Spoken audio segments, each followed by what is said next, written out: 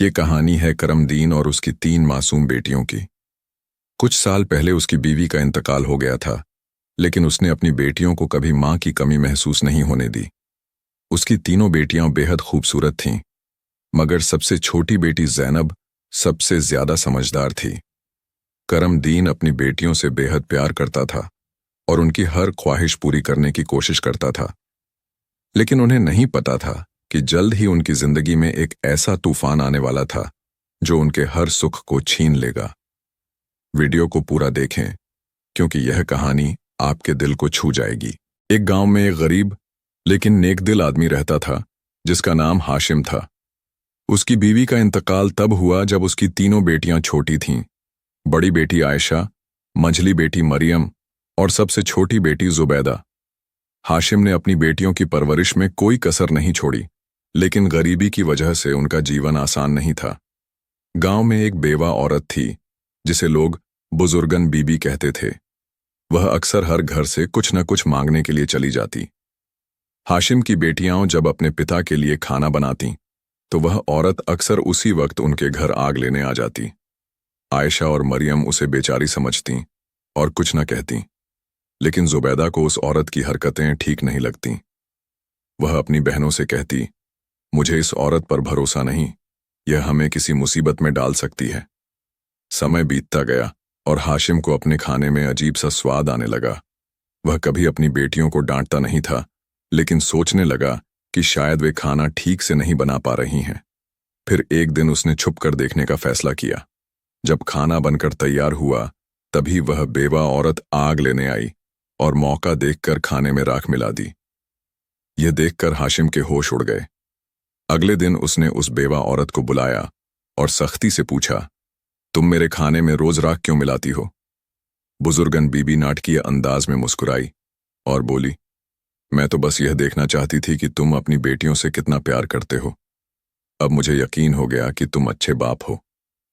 हाशिम उसकी बातों में आ गया। वह सोचने लगा कि यह औरत समझदार है, अकेली है और उसकी अपनी एक बेटी भी है। अगर वह उससे शादी कर ले तो उसकी अपनी बेटियों को भी एक मां मिल जाएगी।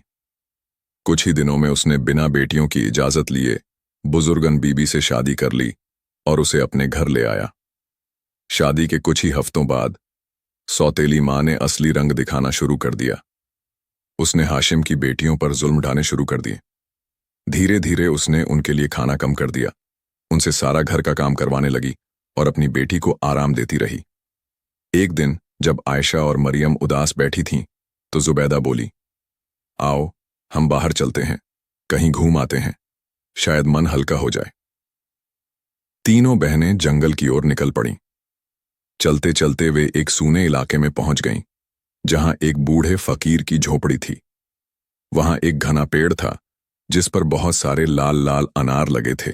बूढ़े फकीर ने उनकी बातें सुनी और कहा, बेटियों, ये दुनिया जालिमों से भरी पड़ी है, लेकिन अल्लाह नेक लोगों की मदद करता है। यहां से जितने अनार चाहो तोड़ लो और खा लो। तीनों बहनों ने अनार तोड़कर खाए और उनका पेट भर गया।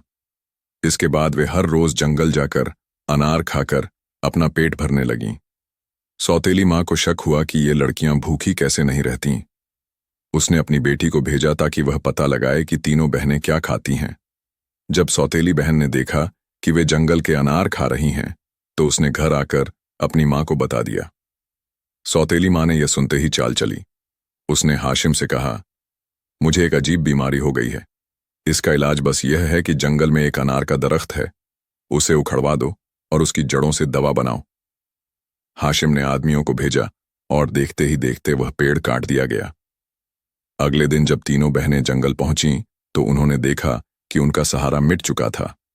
वे रोने लगीं। बूढ़े फकीर ने उन्हें तसल्ली दी और अपनी उंगली से जमीन की ओर इशारा किया। देखते ही देखते वहां एक तालाब उभर आया, जिसमें पानी की जगह दूध बह रहा था। बूढ़े फकीर ने कहा, बेटियों, अब से जब भी भूख लगे इस तालाब से दूध भरकर पी लेना। अब तीनों बहनें दूध पीकर गुजारा करने लगीं। उनकी सेहत और खूबसूरती बढ़ती गई, जबकि सौतेली बहन कमजोर और बदसूरत लगने लगी। सौतेली मां को जब यह बात पता चली, तो उसने एक और चाल चली। उसने अपने आदमियों को तालाब खत्म करने का हुक्म दिया। अगले दिन जब तीनों बहनें दूध लेने पहुंची तो वहां न तालाब था न फकीर की झोपड़ी। अब तीनों बहनें फिर से भूखी प्यासी रहने लगीं। सौतेली माँ ने एक आखिरी चाल चली। उसने हाशिम से कहा, अगर तुम मुझे बचाना चाहते हो तो अपनी बेटियों का खून मेरे हाथ पैरों पर लगाओ। हाशिम यह सुनकर डर गया। उसने सोचा कि उसकी बीवी कभी उसकी बेटियों को चैन से नहीं रहने देगी। वह रात के अंधेरे में अपनी बेटियों को जंगल में ले गया, उन्हें खाना खिलाया और सोता छोड़कर वहां से चला गया। जब सुबह हुई तो तीनों बहनों ने देखा कि उनका बाप उन्हें छोड़कर चला गया है। अब वे जंगल में अकेली थीं। जंगल में जंगली जानवरों की आवाजें आ रही थीं, जिससे वे डर गईं। तभी 3 शिकारी वहां से गुजरे। इन तीनों शिकारियों में एक का नाम अजहर था। जब उसने तीनों बहनों को रोते हुए देखा तो रुक गया और कहा, ऐसा लगता है कि ये लड़कियां किसी बड़ी मुसीबत में हैं। हमें इनकी मदद करनी चाहिए। अजहर और उसके दोनों दोस्तों ने जब उन तीनों लड़कियों की हालत देखी तो उन्हें यकीन हो गया कि वे किसी बड़ी मुसीबत में हैं। उन्होंने बहनों से पूछा, तुम तीनों इस घने जंगल में अकेली क्या कर रही हो? जुबैदा ने पूरी कहानी सुनाई। अपनी सौतेली माँ के जुल्म, उनके पिता का धोखा और अब उनका इस जंगल में अकेला रह जाना। यह सुनकर अजहर और उसके दोस्तों को उन पर बहुत तरस आया। अजहर अपने दोस्तों से बोला, अगर हम इनकी मदद नहीं करेंगे तो ये भूख प्यास और जंगल के खतरों से मर जाएंगी। क्यों न हम इन्हें अपने गांव ले चलें। उसके दोनों दोस्तों ने हामी भरी और फिर वे तीनों बहनों को अपने गांव ले आए। नई जिंदगी की शुरुआत। गांव में तीनों बहनों के लिए एक नया जीवन शुरू हुआ। वे एक छोटी सी झोंपड़ी में रहने लगीं। अजहर और उसके दोस्त बहनों का ख्याल रखते और उन्हें हर जरूरी चीज लाकर देते। कुछ महीनों के बाद अजहर और उसके दोस्तों को एहसास हुआ कि वे तीनों बहनें बहुत नेक दिल और मेहनती हैं। धीरे धीरे तीनों लड़कों को उन बहनों से लगाव हो गया। एक दिन अजहर ने अपनी मां से कहा, अम्मी, मैं जुबैदा से शादी करना चाहता हूं। उसकी मां ने कहा, बेटा, यह लड़की बहुत अच्छी है, लेकिन हमें बाकी 2 बहनों का भी सोचना होगा। जब अजहर ने अपने दोनों दोस्तों से बात की तो उन्होंने खुशी खुशी अपनी अपनी पसंद जाहिर की। फिर कुछ दिनों बाद तीनों शादियां हो गईं। अजहर की शादी जुबैदा से, अजहर के दोस्त की शादी आयशा से और तीसरे दोस्त की शादी मरियम से। नई मुसीबत समय बीतता गया। सब लोग खुश थे। फिर एक दिन कुछ ऐसा हुआ जिसने सबको हिलाकर रख दिया। अचानक अजहर और उसके दोनों दोस्त जंगल में गए और फिर वापस नहीं लौटे। पहले दिन तो सबने सोचा कि शायद वे शिकार के लिए गए होंगे, लेकिन जब कई दिन बीत गए और उनका कोई पता नहीं चला तो जुबैदा और उसकी बहनों को चिंता होने लगी। एक रात जुबैदा अपने बेटे को सुला रही थी कि दरवाजे पर दस्तक हुई। उसने दरवाजा खोला तो एक हरे कपड़े पहने बुजुर्ग खड़ा था।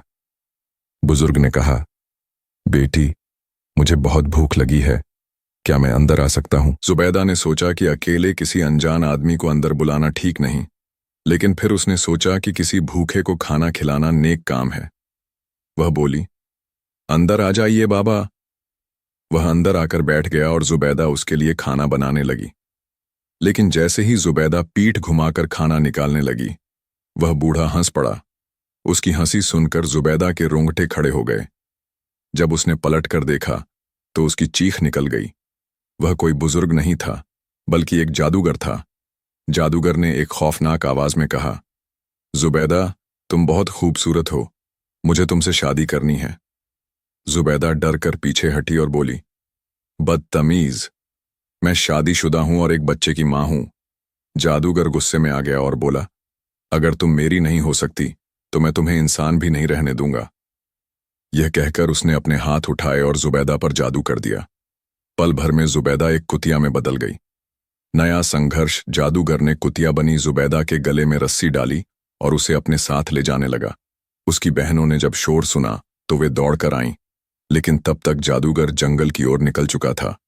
अब आयशा और मरियम के सामने एक नई चुनौती थी, अपनी बहन को बचाने की। जुबैदा का बेटा बड़ा हो गया। जुबैदा के बेटे को उसकी दोनों खालाओं ने पाल पोस कर बड़ा किया। वह अब 14 साल का हो चुका था। एक दिन उसकी खालाओं ने उसे पूरी सच्चाई बताई। उसकी मां का अपहरण, उसके पिता का लापता हो जाना और जादूगर की करतूतें। लड़का यह सुनकर हैरान रह गया और बोला, खालाओं, अब मैं एक दिन भी आराम से नहीं बैठ सकता। मैं अपनी माँ और पिता को ढूंढने के लिए निकलूंगा। आयशा और मरियम ने उसे रोकने की बहुत कोशिश की, लेकिन वह नहीं माना। फिर वह अकेला ही जंगल की ओर निकल पड़ा। अब उसकी माँ कुतिया बनी हुई थी, उसके पिता और मामा लापता थे, और वह सबको बचाने के मिशन पर निकल चुका था। कहानी जारी रहेगी। अब यह लड़का जादूगर से टकराएगा, अपनी माँ को पहचानने की कोशिश करेगा और एक बड़ा राज खोलेगा। जुबैदा का बेटा जंगल में भटकता रहा। कई दिन बीत गए, लेकिन उसे अपनी माँ या पिता का कोई सुराग नहीं मिला। भूख और थकान से उसका बुरा हाल था, लेकिन उसकी हिम्मत नहीं टूटी। एक दिन चलते चलते वह एक अजीब से इलाके में पहुंच गया। वहां की हर चीज पत्थर की थी, पेड़, जानवर, यहां तक कि इंसानों की शक्ल के पत्थर भी जगह जगह खड़े थे। वह घबरा गया और सोचने लगा, यह कैसा इलाका है? क्या ये सब पहले इंसान थे? तभी उसे एक पुरानी झोपड़ी दिखाई दी। झोपड़ी के बाहर एक बूढ़ा फकीर बैठा हुआ था। लड़का फौरन उसके पास गया और कहा, बाबा, मुझे मदद चाहिए। मेरी माँ को एक जादूगर ने उठा लिया था। मेरे पिता और मामा भी लापता हैं। क्या आप मुझे कुछ बता सकते हैं? फकीर ने उसकी बातें सुनी और फिर आह भरते हुए बोले, बेटा, मैं तुम्हारी माँ को जानता हूं। वह कई सालों से एक जादूगर की कैद में है। यह सुनकर लड़का घबरा गया और बोला, क्या वह जिंदा है? फकीर ने कहा, हां, लेकिन वह अब इंसान नहीं रही। जादूगर ने उसे अपने जादू से कुतिया बना दिया है। यह सुनकर लड़के के पैरों तले जमीन खिसक गई। मुझे अपनी मां को वापस इंसान बनाना है, उसने फकीर से कहा। फकीर ने उसकी हिम्मत देखकर कहा, अगर तुम्हें अपनी मां को बचाना है तो पहले तुम्हें जादूगर की ताकत का राज पता करना होगा। जादूगर की कमजोरी का राज फकीर ने लड़के को बताया। जादूगर की जान एक तोते में कैद है। वह तोता एक जादुई पिंजरे में बंद है और जंगल के सबसे खतरनाक हिस्से में रखा गया है। वहां जाने की हिम्मत किसी में नहीं होती, क्योंकि जादूगर ने उसकी हिफाजत के लिए खतरनाक राक्षसों को तैनात कर रखा है। लड़के ने कहा, मैं किसी भी हालत में उस तोते तक पहुंचूंगा। फकीर ने उसे एक जादुई खंजर दिया और कहा, जब तुम तोते को पकड़ लो तो इसका एक पंख खींच लेना। जैसे ही पंख उखड़ेगा, जादूगर की ताकत कम होने लगेगी। जादूगर के महल की ओर लड़का हिम्मत जुटाकर जादूगर के महल की ओर बढ़ने लगा। जैसे जैसे वह आगे बढ़ता गया, रास्ता और भी खतरनाक होता गया। चारों तरफ बड़े बड़े राक्षस पहरा दे रहे थे, लेकिन वह होशियारी से छुपते छुपाते आगे बढ़ता गया। कई घंटों के सफर के बाद वह उस गुफा तक पहुंच गया जहां तोता कैद था। वहां एक बड़ा राक्षस पहरा दे रहा था। लड़के ने अपने खंजर को कसकर पकड़ा और धीरे धीरे राक्षस के पीछे पहुंचा। फिर जैसे ही राक्षस मुड़ा, उसने बिजली की तेजी से खंजर उसकी गर्दन पर चला दिया। राक्षस दर्द से चिल्लाया और वहीं ढेर हो गया। अब लड़के ने जल्दी से आगे बढ़कर जादुई पिंजरा खोल लिया और उसमें कैद तोते को पकड़ लिया। जैसे ही उसने तोते का पहला पंख खींचा, महल हिलने लगा। जादूगर की तबाही शुरू। दूसरी ओर जादूगर अपने महल में बैठा हुआ था। अचानक उसे महसूस हुआ कि उसकी ताकत कम हो रही है। वह गुस्से से चिल्लाया, कोई मेरी ताकत को खत्म कर रहा है। वह तुरंत गुफा की ओर भागा, लेकिन तब तक लड़के ने दूसरा पंख भी खींच लिया। अब जादूगर की हालत कमजोर हो चुकी थी। वह दर्द से तड़पने लगा। लड़के ने एक और पंख खींचा और बोला, अब मेरी मां को इंसान बना दो। जादूगर चीख कर बोला, रुको रुको, मैं तुम्हारी मां को इंसान बना दूंगा, बस यह तोता छोड़ दो। लेकिन लड़का चुप नहीं रहा। उसने तोते की गर्दन मरोड़ दी।